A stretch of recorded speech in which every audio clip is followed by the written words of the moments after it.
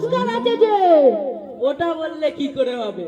কখন পাদ আসবে কি না আসবে? তা নিয়ে আপনি টেনশন করবেন না, আমার কাছে একটি হোমমেড ওষুধ আছে। ওই ওষুধটি খেলে আপনার ঘন ঘন পাদ আসবে। কি যে বলেন দাদা, ওটা আমাদের দ্বারা হবে না। আপনি ভেবে তো একবার দেখুন, 10,000 টাকা বলে পুরস্কার ওটা 10,000 টাকা। দেখ নগেন, তুই পারবি, তুই নাম দে। হ্যাঁ খগেন, আমি পারবো। আমি আবার সেই লেভেলের পার্টি। দেখ নগেন, তুই একবার প্র্যাকটিস কর।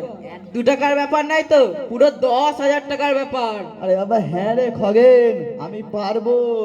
আমি একদিন পেঁদে 200 ওয়াটের বাল্ব নিভিয়ে ফেলেছি, সে বাল্ব আজও জ্বলেনি। আর এ তো সামান্য পেঁদে লম্ফনে বানো, এ আর এমন কি?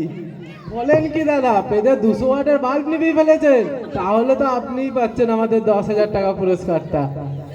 তাহলে দাদা, কে কে নাম দিয়েছে?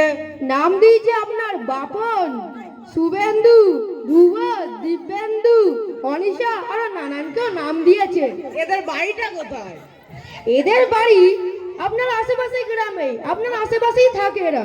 তো দাদা বলুন, আপনাদের মধ্যে নামটা আমি কার লিখবো? তাহলে নগেনের নামটাই লিখুন। তাহলে দাদা আমি নগেনের নামটাই লিখছি। তাহলে দাদা খেলাটা কোথায় হচ্ছে?